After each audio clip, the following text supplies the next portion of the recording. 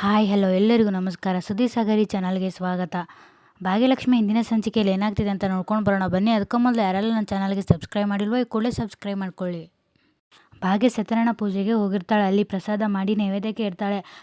ಅಲ್ಲಿ ಇರೋರು ಎಲ್ಲ ಭಾಗ್ಯನ ಜೊತೆ ಮಾತಾಡ್ತಿರ್ತಾರೆ. ಏನು ಭಾಗ್ಯ ಆರಾಮ ಅಂತ ಕೇಳ್ತಾರೆ. ನಾನು ಆರಾಮಾಗಿದ್ದೀನಿ, ನನಗೆ ಒಳಗಡೆ ಸ್ವಲ್ಪ ಕೆಲಸ ಇದೆ, ಬರ್ತೀನಿ ಅಂತ ಹೇಳ್ತಾಳೆ. ಅದಕ್ಕೆ ಸುನಂದ ನಾನು ಸಹಾಯ ಮಾಡ್ತೀನಿ ಅಂತಾಳೆ. ಅದಕ್ಕೆ ಅಮ್ಮ ಬೇಡ ನಾನು ಮಾಡ್ತೀನಿ, ನೀನು ಇವ್ರ ಜೊತೆ ಇಲ್ಲೇ ಮಾತಾಡ್ಕೊತಾ ಇರು ಅಂತ ಹೋಗ್ತಾಳೆ. ಏನು ರೀ ಸುನಂದ, ಭಾಗ್ಯ ನಿಮಗೆ ಯಾವ ಕೆಲಸನೂ ಹಚ್ಚೋಲ್ಲ ಅನಿಸುತ್ತೆ ಅದು ಏನು ಹೊಸ್ದಾ? ಮೊದಲಿಂದನೂ ಭಾಗ್ಯನೇ ಅಲ್ವಾ ಎಲ್ಲ ಕೆಲಸ ಮಾಡೋದು? ಸುನಂದ ಪೂಜೆ ಎಲ್ಲರ ಕೆಲಸನೂ ಭಾಗ್ಯನೇ ಮಾಡೋದು. ಭಾಗ್ಯ ಹೋದ್ಮೇಲೆ ಲಕ್ಷ್ಮಿ ಮಾಡ್ತಿದ್ಲು ಅಂತಾರೆ. ಅದಕ್ಕೆ ಸುನಂದ ಅಂದರೆ ಏನು ನಿಮ್ಮ ಮಾತಿನ ಅರ್ಥ ನಾನೇನು ಮಾಡ್ತಿರ್ಲಿಲ್ಲ ಅಂತಾನಾ ಅಂತ ಸುನಂದ ಕೇಳ್ತಾಳೆ. ಅಯ್ಯೋ ನಾನು ಎಲ್ಲಿ ಹಾಗೆ ಹೇಳಿದೆ ಅಂದೆ, ನಿನಗಿಂತ ಮುಂಚೆನೇ ಭಾಗ್ಯ ಎಲ್ಲ ಕೆಲಸ ಮಾಡ್ತಿದ್ಲು ಅಂದೆ. ಇವಾಗ ನೋಡಿ ಎಲ್ಲ ಕೆಲಸನೂ ಒಬ್ಬಳೇ ಮಾಡ್ತಿದ್ದಾಳೆ. ಕೆಲಸದಲ್ಲಿ ಅಷ್ಟೇ ಅಲ್ಲ, ಗುಣದಲ್ಲೂ ಕೂಡ ಭಾಗ್ಯಲಕ್ಷ್ಮಿ ಅವಳು ಅಂತಾರೆ. ಈ ಕಡೆ ಕಾಲೇಜಿನಲ್ಲಿ ನೀವು ಪಾಸ್ ಆಗಿದ್ದಕ್ಕೆ ಇವರಿಗೆ ಜಾಬ್ ಕೊಟ್ಟಿದ್ದ ಅಂತ ಕೇಳ್ತಾಳೆ. ಅದಕ್ಕೆ ಕಿಶನ್ ವೇಟ್ ಸ್ಟೋರಿ ಇನ್ನೂ ಮುಗ್ದಿಲ್ಲ, ಮ್ಯಾಚ್ ಸ್ಟಾರ್ಟ್ ಆಗೋಕ್ಕೂ ಮುಂಚೆನೇ ರಿಸಲ್ಟ್ ಡಿಸೈಡ್ ಮಾಡಬಾರ್ದು, ಪಿಕ್ಚರ್ ಅಭಿ ಬಾಕಿ ಹೈ. ಹೌದಾ ಸರ್, ಆಮೇಲೆ ಏನಾಯಿತು ಅಂತ ಕೇಳ್ತಾಳೆ. ಹೇಳ್ತೀನಿ ಕೇಳು. ಎಲ್ಲರೂ ಎಕ್ಸಾಮ್ ಬರ್ತಿರ್ತಾರೆ. ಎಲ್ಲ ಕ್ವಶನ್ ಓದ್ಕೊಂಡು ನಾ ಚೀಟಿ ಉಳಿಸ್ಕೊಂಡಿದ್ದೆ ಇದ್ದಾವೆ, ಬೇಗ ಬರಿಬೇಕು ಅನ್ಕೋತಾಳೆ. ಈ ಕಡೆ ಕಿಶನ್ ಹೇಗೆ ಚೀಟಿನ ಹೊರತೆಗೆದು ಬರೆಯೋದು, ಭಯ ಆಗ್ತಿದೆಯಲ್ಲ, ಈ ಕತೆ ಏನು ಮಾಡ್ತಿದ್ದಾಳೆ ನೋಡೋಣ, ಎಕ್ಸಾಮ್ ಬರೀತಿದ್ದಾಳೆ, ಭಯನೇ ಇಲ್ವಾ ಇವಳಿಗೆ ಅಂತ ಅಂದ್ಕೊಂಡು ತಾನು ಒಂದು ಚೀಟಿನ ತೆಗೆದು ಎಕ್ಸಾಮ್ ಬರಿಬೇಕು ಅಂತ ಎಲ್ಲ ಚೀಟಿ ನೋಡ್ತಾನೆ. ಆ ಚೀಟಿಲಿ ಏನೂ ಇರೋದೇ ಇಲ್ಲ. ಇದನ್ನೇ ನೋಡ್ಕೊಂಡು ಕೂತ್ರೆ ನಾನು ಓದಿದ್ದು ಕೂಡ ಮರ್ತು ಹೋಗುತ್ತೆ.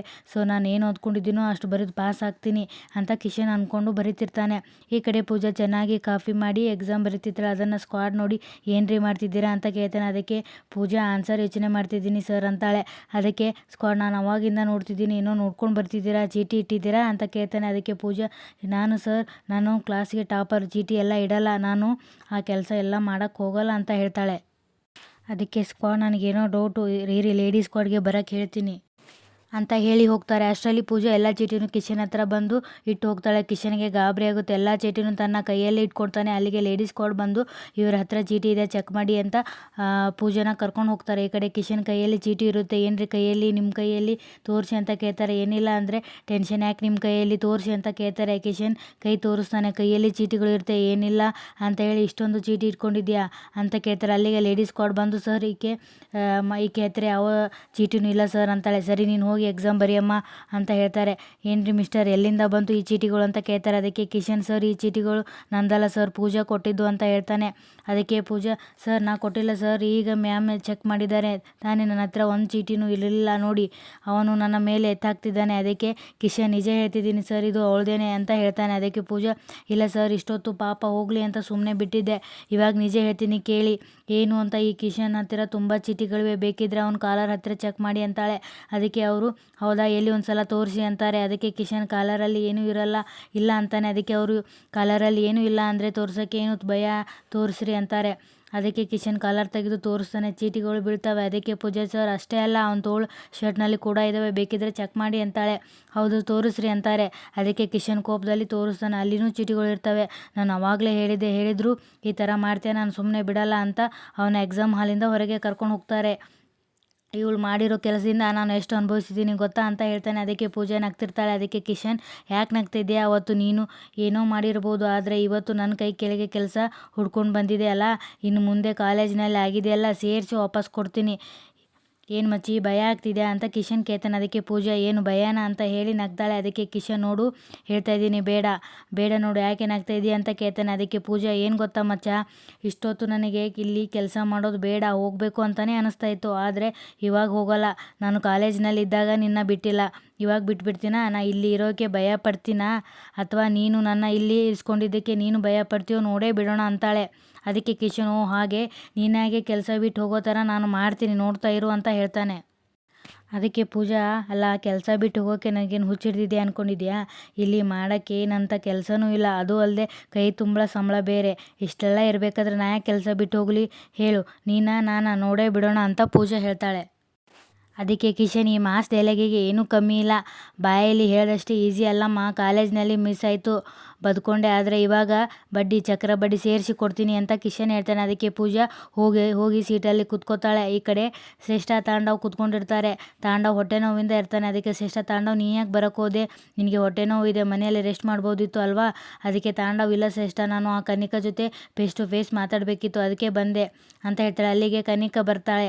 ಏನು ಶ್ರೇಷ್ಠ, ತಾಂಡವ್ ನನ್ನನ್ನು ಇಲ್ಲಿವರೆಗೂ ಬರೋಕ್ಕೆ ಹೇಳಿದ್ರಲ್ಲ, ಏನು ಎಮರ್ಜೆನ್ಸಿ ಅಂತ ಹೇಳಿದ್ರಿ ಅಂತ ಕನಿಕಾ ಕೇಳ್ತಾಳೆ. ಅದಕ್ಕೆ ತಾಂಡವ್, ಹೌದು ಕನಿಕಾ, ಆ ಭಾಗ್ಯ ಯಾವುದೋ ಹೊಸ ಬಿಸ್ನೆಸ್ ಶುರು ಮಾಡಿದ್ದಾಳೆ, ಅದು ಫುಡ್ ಬಿಸ್ನೆಸ್ ಅಂತ ತಾಂಡವ್ ಹೇಳ್ತಾನೆ. ಅದಕ್ಕೆ ಕನಿಕಾ, ಅದಕ್ಕೇನಾಗಬೇಕು, ನೀವಿಬ್ಬರು ಸೇರಿಕೊಂಡು ಅದೇ ಥರ ಬಿಸ್ನೆಸ್ ಸ್ಟಾರ್ಟ್ ಮಾಡ್ತೀರಾ, ಅದಕ್ಕೆ ನನ್ನ ಹೆಲ್ಪ್ ಬೇಕಾ ಅಂತ ಕನಿಕಾ ಕೇಳ್ತಾಳೆ. ಅದಕ್ಕೆ ತಾಂಡವ್, ಹಾಗಲ್ಲ ಕನಿಕಾ, ನಿನ್ನಿಂದ ನನಗೆ ಹೊಸ ಬಿಸ್ನೆಸ್ ಸ್ಟಾರ್ಟ್ ಮಾಡೋಕ್ಕೆ ಹೆಲ್ಪ್ ಬೇಕಾಗಿಲ್ಲ, ಅವಳು ಹೊಸದಾಗಿ ಸ್ಟಾರ್ಟ್ ಮಾಡಿದಳಲ್ಲ ಬಿಸ್ನೆಸ್, ಅದನ್ನು ಸ್ಟಾಪ್ ಮಾಡೋಕ್ಕೆ ಹೆಲ್ಪ್ ಬೇಕಾಗಿರೋದು ಅಂತ ಹೇಳ್ತಾನೆ. ಅದಕ್ಕೆ ಕನಿಕಾ, ಅದು ಏನು ಅಷ್ಟು ದೊಡ್ಡ ಬಿಸ್ನೆಸ್ ಅಲ್ಲ, ಮೊನ್ನೆ ನಾನು ನೋಡಿದಾಗ ಬೀದಿಯಲ್ಲಿ ನಿಂತ್ಕೊಂಡು ಊಟ ಸೇಲ್ ಮಾಡ್ತಿದ್ಲು ಅಂತ ಕನಿಕಾ ಹೇಳ್ತಾಳೆ.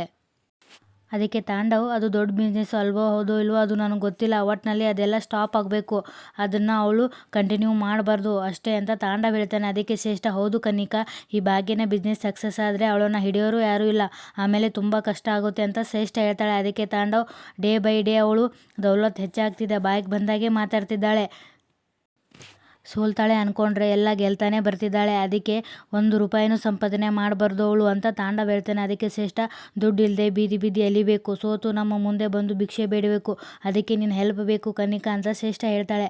ಅದಕ್ಕೆ ಕನಿಕಾ, ಅಲ್ಲ ಪಾಪ, ಅವಳೇನು ಹೊಟ್ಟೆಪಾಡಿಗೆ ಅಂತ ಬಿಡುಗಾಸು ಸಂಪಾದನೆ ಮಾಡ್ತಿದ್ದಾಳೆ, ಅದರಿಂದ 3 ಹೊತ್ತು ಊಟ ಮಾಡೋಕ್ಕೆ ಕಷ್ಟ, ನೀವ್ಯಾಕೆ ಗುಬ್ಬಿ ಮೇಲೆ ಬ್ರಹ್ಮಾಸ್ತ್ರ ಬಿಡ್ತಿದ್ದೀರಾ ಅಂತ ಕನಿಕಾ ಕೇಳ್ತಾಳೆ. ಅದಕ್ಕೆ ತಾಂಡವ್, ಹಲೋ ಕನಿಕಾ, ನಿನ್ನ ಕೈಯಲ್ಲಿ ಆಗುತ್ತೋ ಇಲ್ವಾ ಅನ್ನೋದನ್ನು ಕ್ಲಿಯರಾಗಿ ಹೇಳು, ಅದು ಬಿಟ್ಟು ಈಗ ಅದೇ ಮಾತನ್ನ ಹೇಳಕ್ಕೆ ಬರಬೇಡ ಅಂತಾನೆ. ಅದಕ್ಕೆ ಕನಿಕಾಗೆ ಕೋಪ ಬಂದು ತಾಂಡವ್ ಅಂತ ಕೂಗ್ತಾಳೆ. ಈ ಕಡೆ ಭಾಗ್ಯ ಅಡುಗೆ ಮಾಡ್ತಿರ್ತಾಳೆ. ಆವಾಗ ಭಾಗ್ಯನಿಗೆ ಕಾಲ್ ಬರುತ್ತೆ. ಇದೇನಿದು, ಅತ್ತೆ ಕಾಲ್ ಮಾಡ್ತಿದ್ದಾರೆ, ಹಲೋ ಅಂತಾಳೆ. ಭಾಗ್ಯ, ಕೆಲಸ ಹೇಗೆ ನಡೀತಿದೆ ಅಂತ ಕುಸುಮ ಕೇಳ್ತಾಳೆ. ಅದಕ್ಕೆ ಭಾಗ್ಯ, ಚೆನ್ನಾಗಿ ನಡೀತಿದೆ ಅತ್ತೆ ಅಂತಾಳೆ. ಆಮೇಲೆ ನಾ ಯಾಕೆ ಫೋನ್ ಮಾಡಿದ್ದು ವಿಷಯ ಯಾಕಂದರೆ ಇಲ್ಲೊಬ್ಬರು ಅಡುಗೆ ಮಾಡಿ ಕೊಡ್ತೀರಾ ಅಂತ ಕೇಳಿದ್ರು ಅಂತಾಳೆ ಕುಸುಮ. ಅದಕ್ಕೆ ಭಾಗ್ಯ, ಹೌದಾ ಅತ್ತೆ, ಅವ್ರಿಗೆ ಯಾವ ಟೈಮ್ಗೆ ಬೇಕಂತೆ ಕೇಳ್ರಿ ಆಯಿತಾ, ನನಗೆ ಇನ್ನೂ ಸ್ವಲ್ಪ ಕೆಲಸ ಇದೆ, ಮುಗಿಸ್ಕೊಂಡು ಬರ್ತೀನಿ ಅಂತ ಭಾಗ್ಯ ಹೇಳ್ತಾಳೆ. ಅದಕ್ಕೆ ಕುಸುಮ, ಹೌದಾ, ಇರಲಿ ಬಿಡು, ನೀನು ಆರಾಮಾಗಿ ಕೆಲಸ ಮುಗಿಸ್ಕೊಂಡು ಬಾ, ಯಾಕೆ ಹೇಳು, ಅವರಿಗೆ ಬೇಕಾಗಿರೋದು ಸಾಯಂಕಾಲ ಅಂತೆ, ಏನು ಅವಸರ ಮಾಡ್ಕೋಬೇಡ ಅಂತ ಕುಸುಮ ಹೇಳ್ತಾಳೆ. ಅದಕ್ಕೆ ಭಾಗ್ಯ, ಓ ಹೌದಾ, ಸರಿ ಅತ್ತೆ ಅಂತ ಭಾಗ್ಯ ಹೇಳ್ತಾಳೆ. ಸರಿ, ಕೆಲಸದ ಕಡೆ ಗಮನ ಕೊಡು, ನಾನು ಅದನ್ನು ಹೇಳೋಣ ಅಂತ ಫೋನ್ ಮಾಡಿದೆ ಅಷ್ಟೇ ಅಂತ ಫೋನ್ ಇಡ್ತಾಳೆ. ಆಗ ನಿರ್ಮಲಾ ಅಲ್ಲಿಗೆ ಬಂದು, ಭಾಗ್ಯ ಹೇಗಿದೆಯಮ್ಮ, ಈ ಪೂಜೆಗೆ ಗದ್ದದಲ್ಲಿ ನಿನ್ನ ಮಾತಾಡ್ಸೋಕ್ಕೆ ಆಗಲಿಲ್ಲ ಅಂತಾಳೆ. ಅದಕ್ಕೆ ಭಾಗ್ಯ, ನಾನು ಚೆನ್ನಾಗಿದ್ದೀನಿ ಅಕ್ಕ ಅಂತಾಳೆ. ಅದಕ್ಕೆ ನಿರ್ಮಲಾ, ಏನು ಅಮ್ಮನ ಮನೆ ಕಡೆ ಕಾಣಿಸೋದೇ ಇಲ್ಲ ಈಗ ನೀನು ಅಂತಾರೆ. ಅದಕ್ಕೆ ಭಾಗ್ಯ, ಹಾಗೇನು ಇಲ್ಲ ಅಕ್ಕ, ಕೆಲಸ ಇರುತ್ತೆ ಅಲ್ಲ, ಹಾಗಾಗಿ ಬರೋಕ್ಕಾಗಿಲ್ಲ ಅಷ್ಟೇ ಅಂತಾಳೆ.